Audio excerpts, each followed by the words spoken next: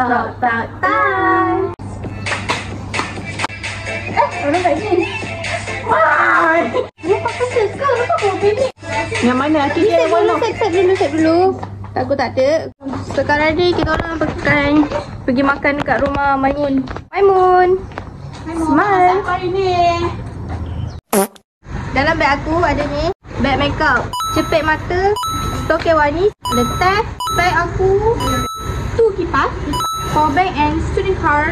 Aku ada blusher, tisu, lipstick, minyak wangi, contact lens, wire USB, brush, ada curler, bawa balik rumah, kat mata Ina, purse, tisu, fresh care, lip matte, makeup bag tak banyak kot, banyak sangat. Bye. What is my bag? Handphone, wallet, pulse, tisu, fresh care, and lip tint. Dalam bag aku tak bawa bag. Apa lah semua ni banyak.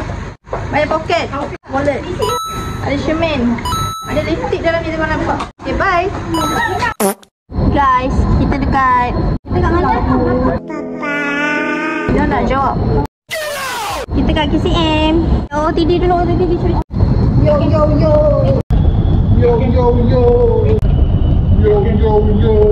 Jangan lupa masuk kejap. Sabarlah. Tengok dia ni nak kawan.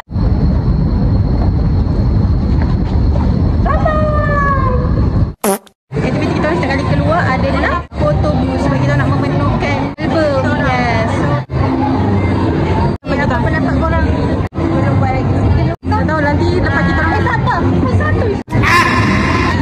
Pendapat saya tentang lip ni, nanti kita orang akan review.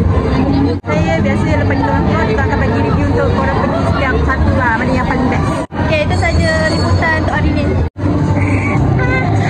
Okay, kita orang dalam lift, Ica dah keluar weh. Tolong ada dah keluar. Panggil dulu. Kita dalam lift, kita dah tangan bagi dah jaga dulu. Okay. Cuba tengok baju ni, comel. Angkat buat apa tak? Ada baju ni lelaki dah berikan. 2, 3. Somel. Makak sebenarnya kat dalam ni lagi kuat bunyi kalau kau tahu. Oh ni. Boleh bit pekak weh sekejap. Kedai dulu.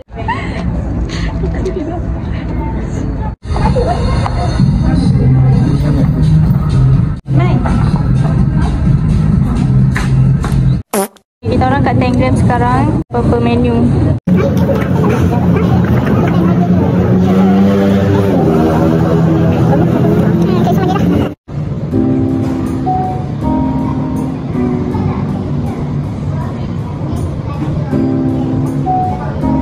Ada order pizza. Happy birthday. Pizza kat sini tu. Sabar je.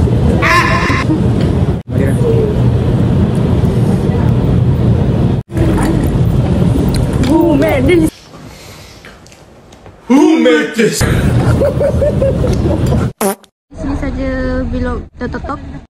Bye. Tak masuk ini. Bye.